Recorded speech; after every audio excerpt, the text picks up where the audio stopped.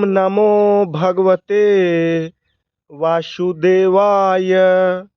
श्रीमद् भागवत महापुराण के दशम स्कंध में अरिष्टासुर का उद्धार और कंस का श्री अक्रूर जी को व्रज में भेजना, इस कथा को सुनाते हुए श्री सुखदेव जी कहते हैं, परीक्षित, जिस समय भगवान श्री कृष्ण व्रज में प्रवेश कर रहे थे और वहाँ आनंदोत्सव की धूम मची हुई थी, उसी समय अरिष्टासुर नाम का एक दैत्य बैल का रूप धारण करके आया। उसका ककुद, कंधे का पुट्ठा या थुआ और डील डोल दोनों ही बहुत बड़े बड़े थे। वह अपने खुरों को इतने जोर से पटक रहा था कि उससे धरती कांप रही थी। वह बड़े जोर से गरज रहा था और पैरों से धूल उछालता जाता था। पूंछ खड़ी किए हुए था और सींगों से चहार दीवारी, खेतों की मेड़ आदि तोड़ता जाता था। बीच बीच में बार बार मूतता और गोबर छोड़ता जाता था। आंखें फाड़कर इधर उधर दौड़ रहा था। परीक्षित, उसके जोर से हड़कने से, निष्ठुर गर्जना से भयवश स्त्रियों और गौओं के 3-4 महीने के गर्भ स्रवित हो जाते थे और 5-6 महीने के गिर जाते थे। और तो क्या कहूँ, उसके ककुद को पर्वत समझकर बादल उस पर आकर ठहर जाते थे। परीक्षित, उस तीखे सींग वाले बैल को देखकर गोपियां और गोप सभी भयभीत हो गए। पशु तो इतने डर गए कि अपने रहने का स्थान छोड़कर भाग ही गए। उस समय सभी व्रजवासी श्री कृष्ण, हमें इस भय से बचाओ, इस प्रकार पुकारते हुए भगवान श्री कृष्ण की शरण में आए। भगवान ने देखा कि हमारा गोकुल अत्यंत भयातुर हो रहा है। तब उन्होंने डरने की कोई बात नहीं है, यह कहकर सबको ढांढस बंधाया और फिर वृषासुर को अरे मूर्ख, महादुष्ट, तू इन गौओं और ग्वाल बालों को क्यों डरा रहा है? इससे क्या होगा? देख, तुझ जैसे दुरात्मा दुष्टों का बल का घमंड चूर चूर कर देने वाला यह मैं हूँ। इस प्रकार ललकार कर भगवान ने ताल ठोंकी और उसे क्रोधित करने के लिए वे अपने एक सखा के गले में बांह डालकर खड़े हो गए। भगवान श्री कृष्ण की इस चुनौती से वह क्रोध के मारे तिलमिला उठा और अपने खुरों से बड़े जोर से धरती खोदता हुआ श्री कृष्ण की ओर झपटा। उस समय उसकी उठाई हुई पूंछ के धक्के से आकाश के बादल तितर बितर होने लगे। उसने अपने तीखे सींग आगे कर लिए। लाल लाल आंखों से टकटकी लगाकर श्री कृष्ण की ओर टेढ़ी नजर से देखता हुआ वह उन पर इतने वेग से टूटा मानो इंद्र के हाथ से छोड़ा हुआ वज्र हो। भगवान श्री कृष्ण ने अपने दोनों हाथों से उसके दोनों सींग पकड़ लिए और जैसे एक हाथी अपने से भिड़ने वाले दूसरे हाथी को पीछे हटा देता है, वैसे ही उन्होंने उसे 18 पग पीछे ठेल कर गिरा दिया। भगवान के इस प्रकार ठेल देने पर वह फिर तुरंत ही उठ खड़ा हुआ और क्रोध से अचेत होकर लंबी लंबी सांस छोड़ता हुआ फिर उन पर झपटा। उस समय उसका सारा शरीर पसीने से लथपथ हो रहा था। भगवान ने जब देखा कि वह अब मुझ पर प्रहार करना ही चाहता है, तब उन्होंने उसके सींग पकड़ लिए और उसे लात मारकर जमीन पर गिरा दिया और फिर पैरों से दबाकर इस प्रकार उसका कचूमर निकाला जैसे कोई गीला कपड़ा निचोड़ रहा हो। इसके बाद उसी का सींग उखाड़कर उसको खूब पीटा, जिससे वह पड़ा ही रह गया। परीक्षित, इस प्रकार वह दैत्य मुंह से खून उगलता और गोबर मूत करता हुआ पैर पटकने लगा। उसकी आंखें उलट गई और उसने बड़े कष्ट के साथ प्राण छोड़े। अब देवता लोग भगवान पर फूल बरसा बरसा कर उनकी स्तुति करने लगे। जब भगवान श्री कृष्ण ने इस प्रकार बैल के रूप में आने वाले अरिष्टासुर को मार डाला, तब सभी गोप उनकी प्रशंसा करने लगे। उन्होंने बलराम जी के साथ गोष्ठ में प्रवेश किया और उन्हें देख देख कर गोपियों के नयन मन आनंद से भर गए। परीक्षित, भगवान की लीला अत्यंत अद्भुत है। इधर जब उन्होंने अरिष्ठासुर को मार डाला, तब भगवन में नारद जो लोगों को शीघ्र से शीघ्र भगवान का दर्शन कराते रहते हैं, कंस के पास पहुँचे। उन्होंने उससे कहा, कंस, जो कन्या तुम्हारे हाथ से छूटकर आकाश में चली गई वह तो यशोदा की पुत्री थी, और व्रज में जो श्री कृष्ण हैं वे देवकी के पुत्र हैं।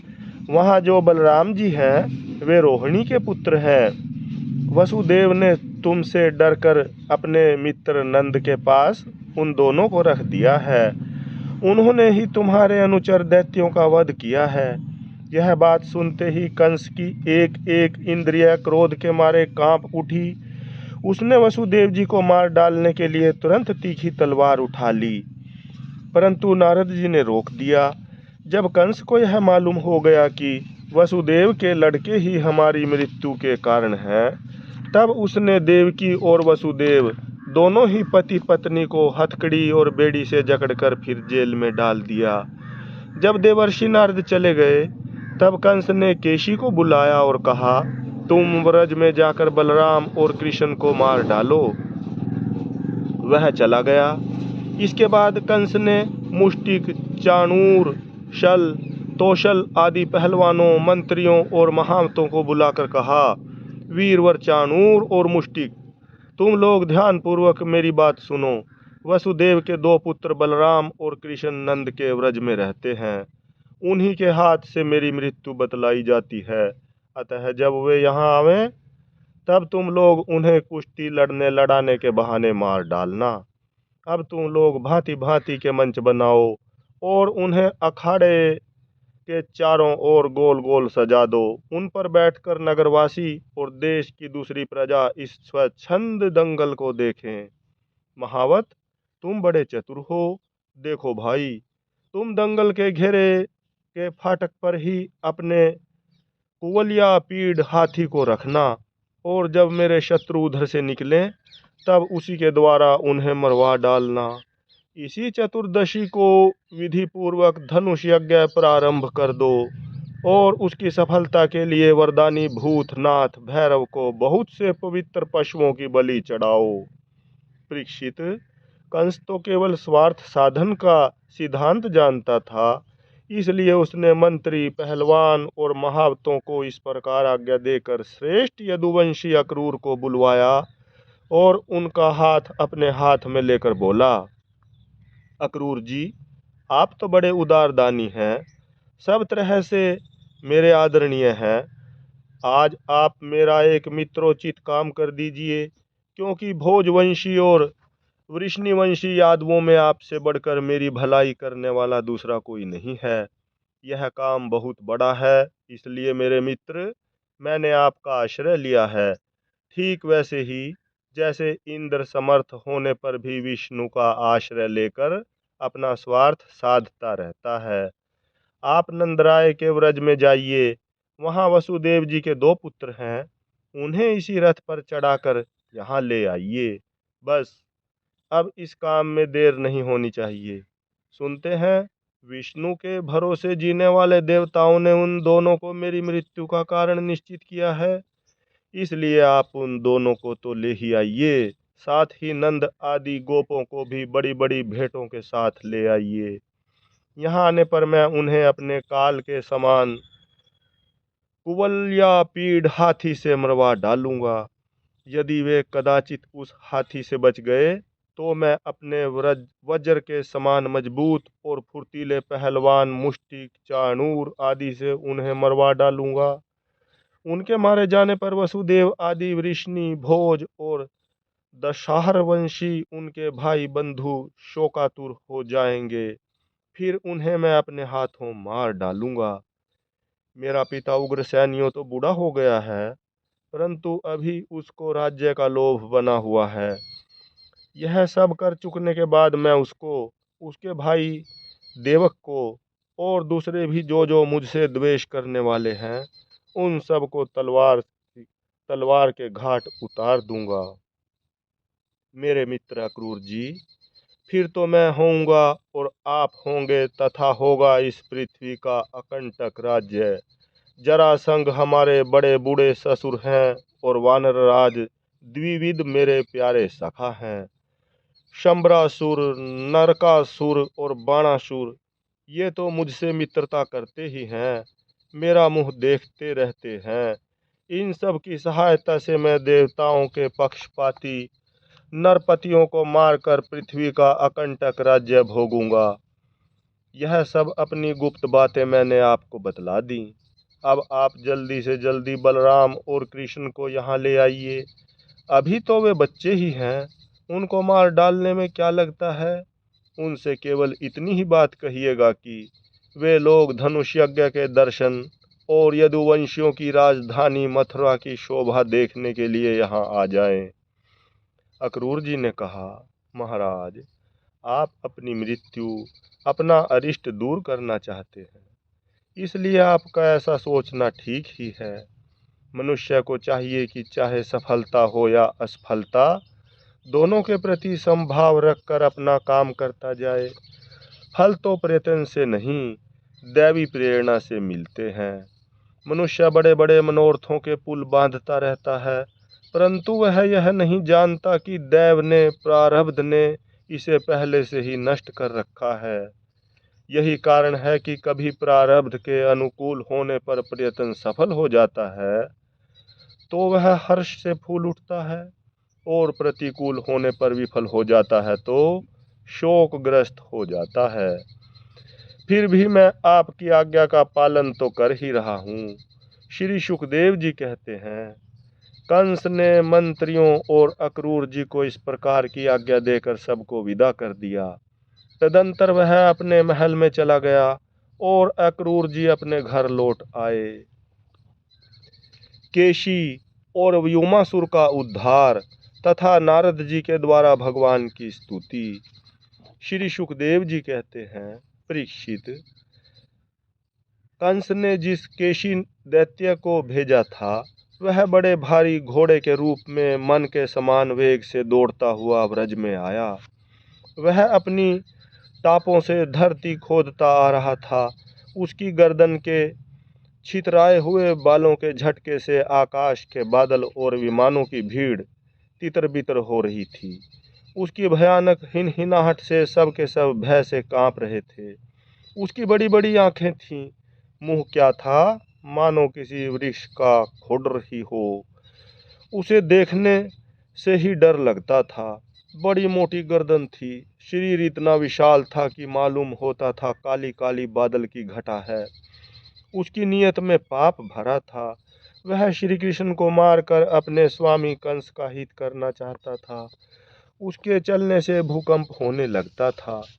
भगवान श्री कृष्ण ने देखा कि उसकी हिनहिनाहट से उनके आश्रित रहने वाला गोकुल भयभीत हो रहा है और उसकी पूंछ के बालों से बादल तितर बितर हो रहे हैं तथा वह लड़ने के लिए उन्हीं को ढूंढ भी रहा है। तब वे बढ़कर उसके सामने आ गए और उन्होंने सिंह के समान गरज कर उसे ललकारा। भगवान को सामने आया देख वह और भी चिढ़ गया तथा उनकी ओर इस प्रकार मुंह फैलाकर दौड़ा मानो आकाश को पी जाएगा। परीक्षित, सचमुच केशी का वेग बड़ा प्रचंड था। उस पर विजय पाना तो कठिन था ही, उसे पकड़ लेना भी आसान नहीं था। उसने भगवान के पास पहुंचकर दुलत्ती झाड़ी, परंतु भगवान ने उससे अपने को बचा लिया। भला वह इंद्रियातीत को कैसे मार पाता। उन्होंने अपने दोनों हाथों से उसके दोनों पिछले पैर पकड़ लिए और जैसे गरुड़ सांप को पकड़कर झटक देते हैं, उसी प्रकार क्रोध से उसे घुमाकर बड़े अपमान के साथ 400 हाथ की दूरी पर फेंक दिया और स्वयं अकड़कर खड़े हो गए। थोड़ी ही देर के बाद केशी फिर सचेत हो गया और उठ खड़ा हुआ। इसके बाद वह क्रोध से तिल मिलाकर और मुंह फाड़कर बड़े वेग से भगवान की ओर झपटा। उसको दौड़ते देख भगवान मुस्कुराने लगे। उन्होंने अपना बायां हाथ उसके मुंह में इस प्रकार डाल दिया जैसे सर्प बिना किसी आशंका के अपने बिल में घुस जाता है। परीक्षित, भगवान का अत्यंत कोमल कर कमल भी उस समय ऐसा हो गया मानो तपाया हुआ लोहा हो। उसका स्पर्श होते ही केशी के दांत टूट टूट कर गिर गए और जैसे जलोदर रोग उपेक्षा कर देने पर बहुत बढ़ जाता है, वैसे ही श्री कृष्ण का भुजदंड उसके मुंह में बढ़ने लगा। अचिंत्य शक्ति भगवान श्री कृष्ण का हाथ उसके मुंह में इतना बढ़ गया कि उसकी सांस के भी आने जाने का मार्ग न रहा। अब तो दम घुटने के कारण वह पैर पीटने लगा। उसका शरीर पसीने से लथपथ हो गया, आंखों की पुतली उलट गई, वह मल त्याग करने लगा। थोड़ी ही देर में उसका शरीर निश्चेष्ट होकर पृथ्वी पर गिर पड़ा तथा उसके प्राण पखेरु उड़ गए। उसका निष्प्राण शरीर फूला हुआ होने के कारण गिरते ही पकी ककड़ी की तरह फट गया। महाबाहु भगवान श्री कृष्ण ने उसके भीतर से अपनी भुजा खींच ली। उन्हें इससे कुछ भी आश्चर्य या गर्व नहीं हुआ। बिना प्रयत्न के ही शत्रु का नाश हो गया। देवताओं को अवश्य ही इससे बड़ा आश्चर्य हुआ। वे प्रसन्न हो होकर भगवान के ऊपर पुष्प बरसाने और उनकी स्तुति करने लगे। परीक्षित, देवर्षि नारद जी भगवान के परम प्रेमी और समस्त जीवों के सच्चे हितैषी हैं। कंस के यहाँ से लौटकर वे अनायास ही अद्भुत कर्म करने वाले भगवान श्री कृष्ण के पास आए और एकांत में उनसे कहने लगे, सच्चिदानंद स्वरूप श्री कृष्ण, आप स्वरूप मन और वाणी का विषय नहीं हैं। आप योगेश्वर हैं। सारे जगत का नियंत्रण आप ही करते हैं। आप सबके हृदय में निवास करते हैं और सबके सब आपके हृदय में निवास करते हैं। आप भक्तों के एकमात्र वांछनीय यदुवंश शिरोमणि और हमारे स्वामी हैं। जैसे एक ही अग्नि सभी लकड़ियों में व्याप्त रहती है, वैसे एक ही आप समस्त प्राणियों के आत्मा हैं। आत्मा के रूप में होने पर भी आप अपने को छिपाए रखते हैं, क्योंकि आप पंचकोश रूप गुफाओं के भीतर रहते हैं। फिर भी पुरुषोत्तम के रूप में, सबके नियंता के रूप में और सबके साक्षी के रूप में आपका अनुभव होता ही है। प्रभु, आप सबके अधिष्ठान और स्वयं अधिष्ठान रहित हैं। आपने सृष्टि के प्रारंभ में अपनी माया से ही गुणों की सृष्टि की और उन गुणों को ही स्वीकार करके आप जगत की उत्पत्ति, स्थिति और प्रलय करते रहते हैं। यह सब करने के लिए आपको अपने से अतिरिक्त और किसी भी वस्तु की आवश्यकता नहीं है, क्योंकि आप सर्वशक्तिमान और सत्य संकल्प हैं। वही आप दैत्य, प्रमथ और राक्षसों का, जिन्होंने आजकल राजाओं का वेश धारण कर रखा है, विनाश करने के लिए तथा धर्म की मर्यादाओं की रक्षा करने के लिए यदुवंश में अवतीर्ण हुए हैं। यह बड़े आनंद की बात है कि आपने खेल ही खेल में घोड़े के रूप में रहने वाले इस केशी दैत्य को मार डाला। इसकी हिनहिनाहट से डरकर देवता लोग अपना स्वर्ग छोड़कर भाग जाया करते थे। प्रभो, अब परसों मैं आपके हाथों चाणूर, मुष्टिक, दूसरे पहलवान, कुवलिया पीढ़ हाथी और स्वयं कंस को भी मरते देखूंगा। उसके बाद शंखासुर, कालयवन, मूर और नरकासुर का वध भी देखूंगा। आप स्वर्ग से कल्प वृक्ष उखाड़ लाएंगे और इंद्र के चीं चपड़ करने पर उनको उसका मजा चखाएंगे। आप अपनी कृपा, वीरता, सौंदर्य आदि का शुल्क देकर वीर कन्याओं से विवाह करेंगे और जगदीश्वर, आप द्वारका में रहते हुए नृग को पाप से छुड़ाएंगे। आप जाम्बवंती के साथ स्यमंतक मणि को जाम्बवान से ले आएंगे और अपने धाम से ब्राह्मण के मरे हुए पुत्रों को ला देंगे। इसके पश्चात आप पौंड्रक, मिथ्या वासुदेव का वध करेंगे, काशीपुरी को जला देंगे, युधिष्ठिर के राजसूय यज्ञ में चेदीराज शिशुपाल को और वहां से लौटते समय उसके मौसेरे भाई दंतवक्त्र को नष्ट करेंगे। प्रभो, द्वारका में निवास करते समय आप और भी बहुत से पराक्रम प्रकट करेंगे, जिन्हें पृथ्वी के बड़े बड़े ज्ञानी और प्रतिभाशाली पुरुष आगे चलकर गाएंगे। मैं वह सब देखूंगा। इसके बाद आप पृथ्वी का भार उतारने के लिए काल रूप से अर्जुन के सारथी बनेंगे और अनेक अक्षौहिणी सेना का संहार करेंगे। यह सब मैं अपनी आंखों से देखूंगा। प्रभु, आप विशुद्ध विज्ञान घन हैं।